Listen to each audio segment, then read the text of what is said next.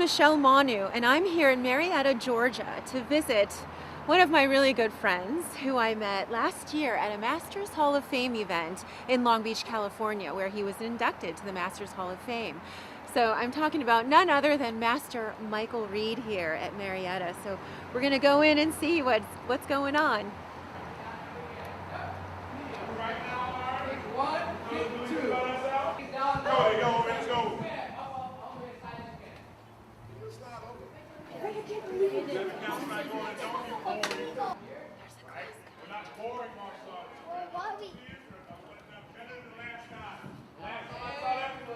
How you doing? The last time that I saw that, I wasn't too happy about that at all. Hands behind your back.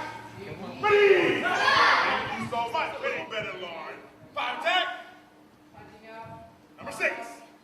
About your school, it's been under some transition and successful transition. Would you share a little bit about? Yes. I guess you could say a couple of years ago I realized that it was time for me to modify my direction, and then a year or so after making some changes curriculum-wise and so forth, I realized that from a business standpoint, if I was going to stay in the business of martial arts, I needed to implement true business systems and start to move toward operating so that as I get older, there's some income to retire on and so forth, as opposed to just being a traditional teacher. So I've always been blessed to have a kids program. Matter of fact, this is my 23rd year of operation. If you take away my kids, which has been the most consistent program I've had, then I probably wouldn't be here. I love it because I get to be with Avery, and it's very nice. I like Master Reid, and I like a lot of friends. I like doing sparring technique. The school is doing much better from a number standpoint, and still I maintain, I think, a nice quality adult Kung Fu program, adult Tai Chi program, and then our Kung Tao Silat program is also growing. So, we're very happy with the growth, and I think I have great expectations for where we will be as a school, and now we're also starting to expand out and open some different locations. So it's all coming together. That's exciting. Oh, yes. We shall have Ms. Kumu, Michelle, Manu come on out and join us there. Here we go.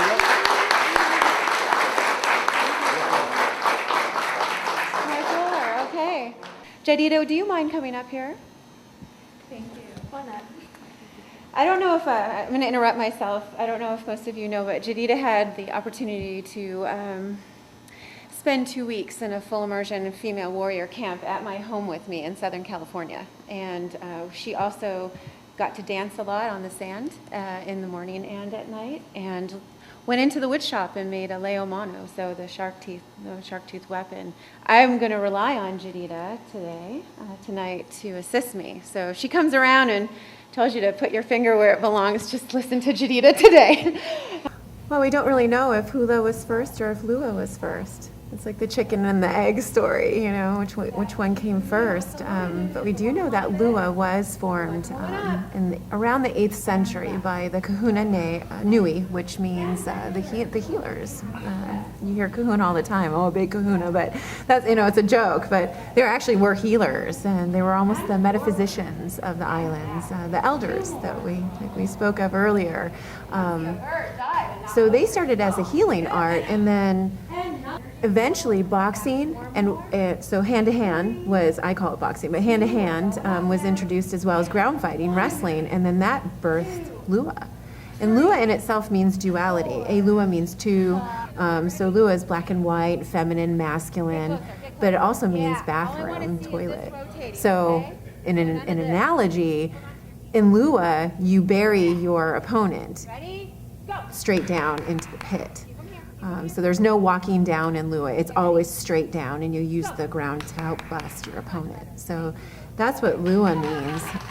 It was pretty brutal, the fighting, of course, Lua, but they banned it and then stuck metal weapon clothing on the people, started, making them go to school, metal weapons, all of that. And so the Lua wasn't allowed to be practiced anymore publicly. They also, through stories, said that they would monitor in the darkness to make sure that the warriors weren't practicing. So they were concealed in the hula. And they would still practice the hula late at night, because the warriors back in the day weren't huge and tatted like we see today. They were almost like chiseled gods. They were just metaphysical visionaries and learned from the wind and the sea and the animals about what was going on in their environment. They could walk in pitch darkness and not trip on those huge roots of trees, you know, and from weapon making. So, I mean, it's really neat to see how that went underground and into the hula and was able to be concealed for some time. And now that, you know, the hula girls still don't know that they're doing certain moves that maybe like an ayeko, or which would be eagle, or an iho or hawk strike. I mean, those are things that we do in Lua all the time, you know, and they're dangerous. And it's exactly how an animal would dive. You know, we would studying the different birds, but also how they strike. You know, their arm doesn't disconnect from their joint. It's all one at the same time when you're striking. So pretty neat when you see a hula dancer, you know, ascend and descend, they're actually being able, those are like rib shots if you were to be in Lua. You know, it's all of the man carrying the woman. And what I mean by that, in both hula and Lua, the body is, there's a cutoff. And so from the waist down is the kani, or the male, the man, the positive energy. And from the waist up is the feminine and the negative energy. I wanted to show you the end of this technique. So I'm going to use these two gentlemen. So Chris, go ahead and throw a punch.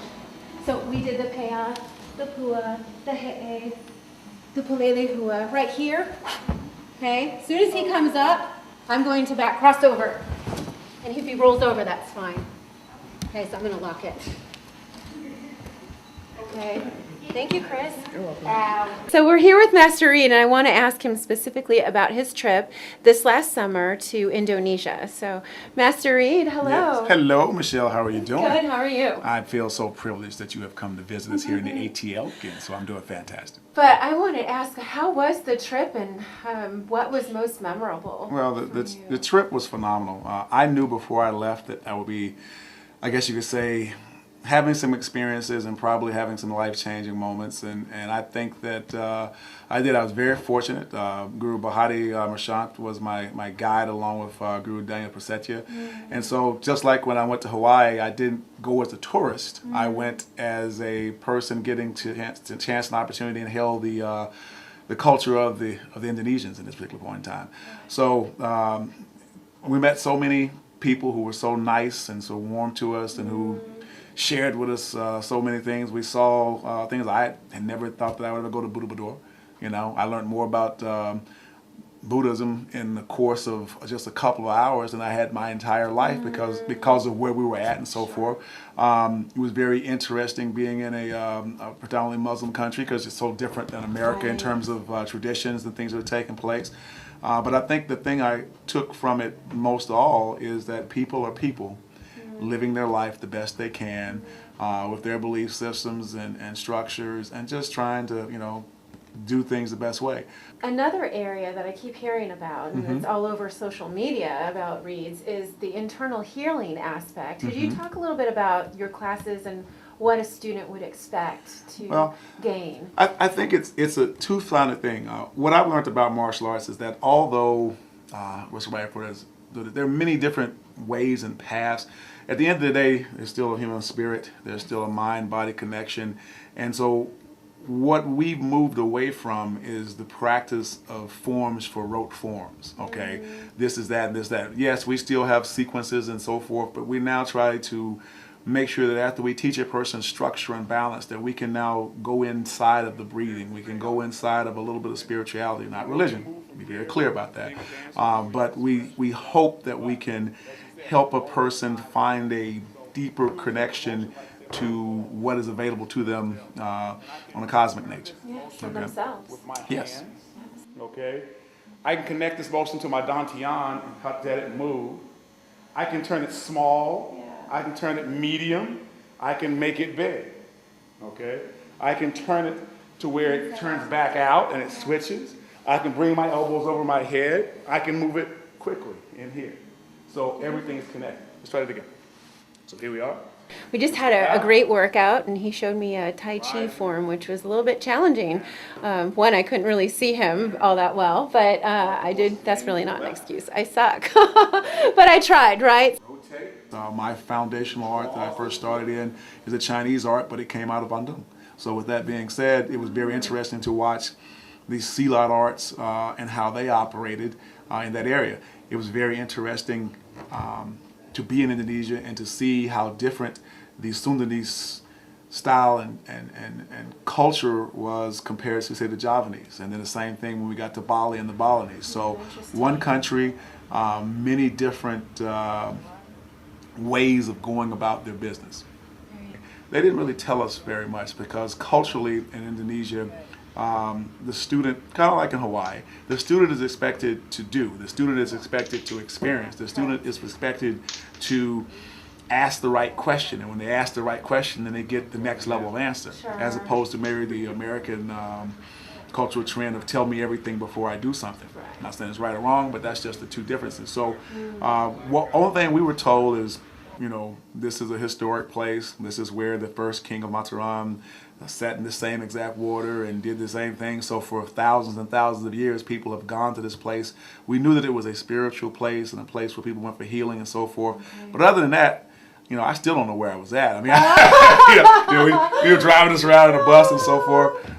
You know, and honestly, I didn't know what to expect. I knew that there was a pool of water.